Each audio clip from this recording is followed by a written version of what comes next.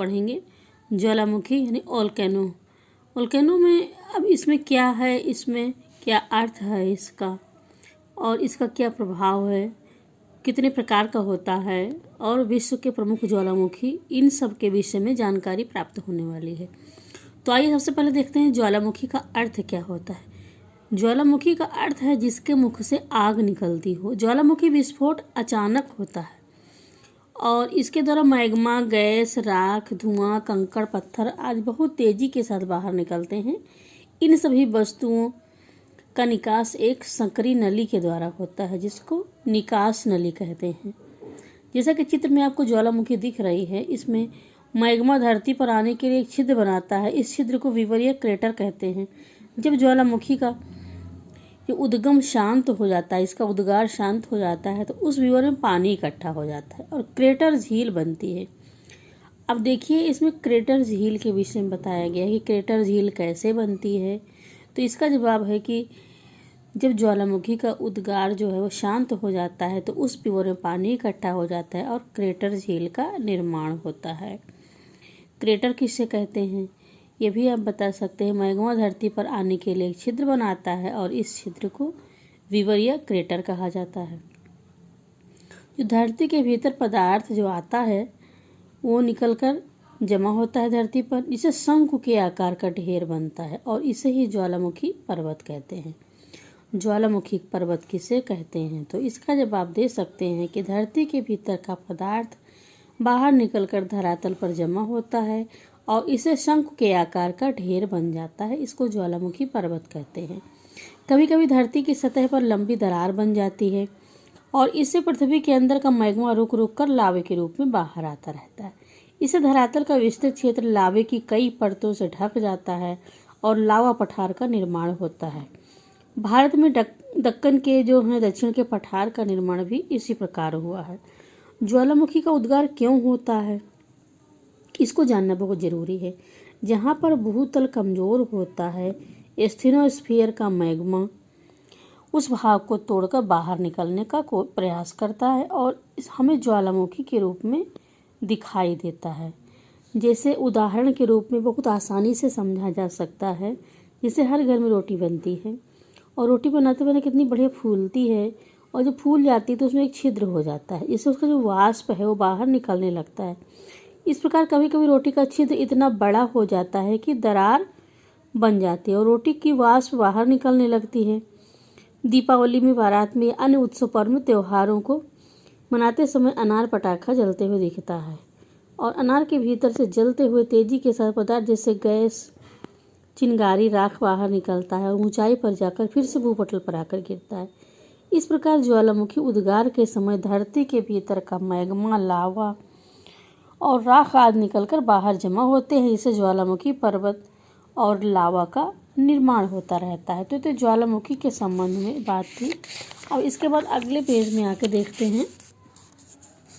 यहाँ पर देखिए लिखा हुआ है कि अब इसमें प्रयोग किया गया है, जैसे मिट्टी का खाली कोई बना अनार पटाखा लिया और छिद्र से थर्माकोल के छोटे छोटे टुकड़े, कागज़ के टुकड़े, लकड़ी का बुरादा भर लिया और अनार की पेंदी में एक छोटा सा छिद्र कर उसे रबर की नली लगाई, छिद्र को अच्छी तरह से बंद कर दिया और फिर रबर की नली से फूंक मार कर देखिए, हवा बल के भीतर से कागज़ के टुकड़े, बुरादा बाहर आ जाएगा। इस प्रकार समझ गए कि बिना बल के ज्वालामुखी का उद्गार नहीं होता है।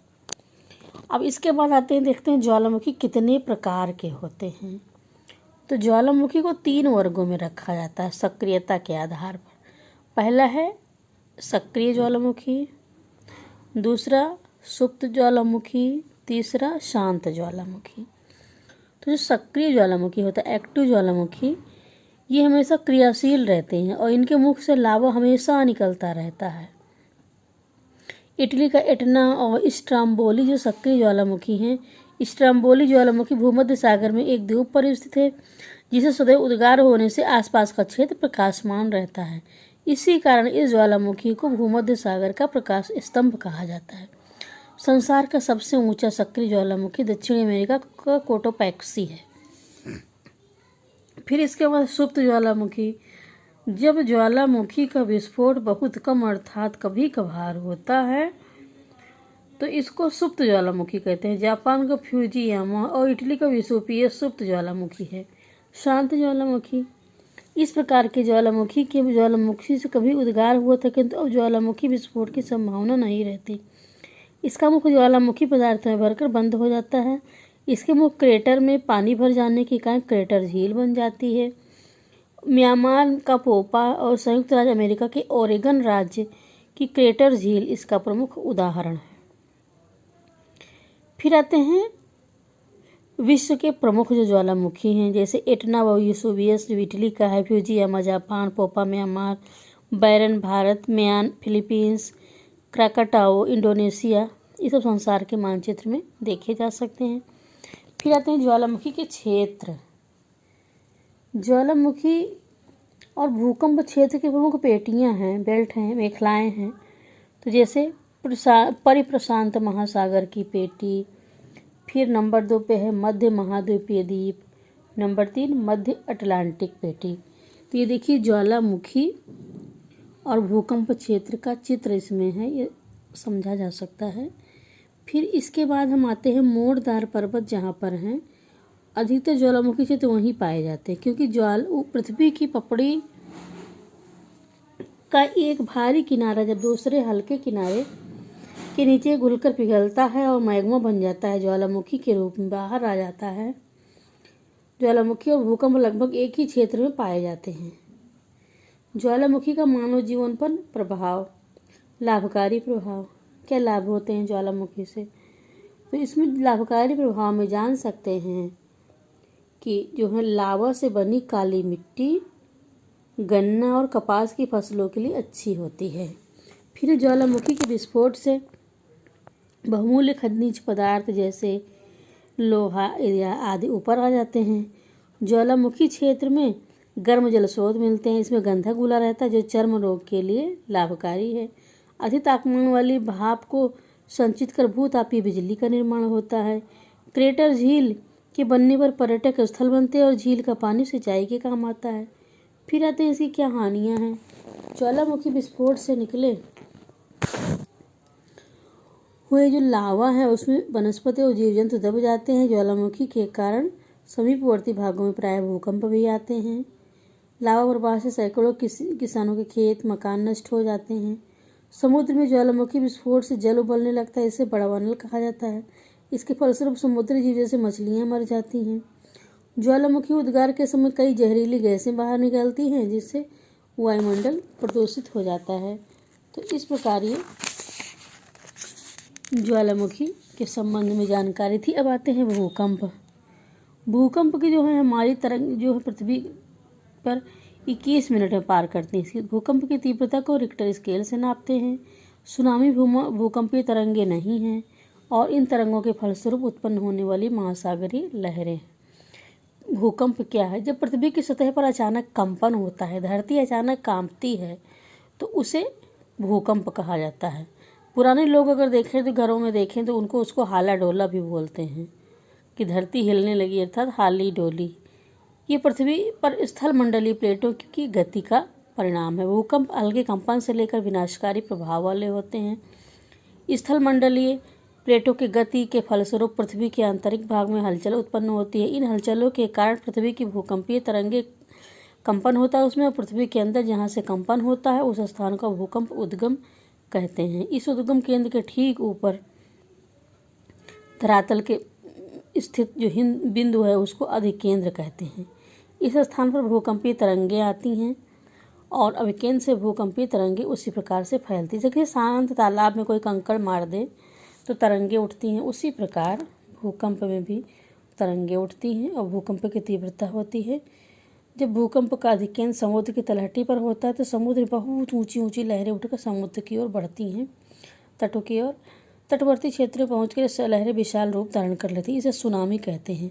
प्रशांत महासागर के चारों ओर विश्व के लगभग 80% भूकंप आते हैं और ज्वालामुखी क्रिया होती है, इसलिए इस क्षेत्र को परिप्रशांत अग्निवलय कहते हैं।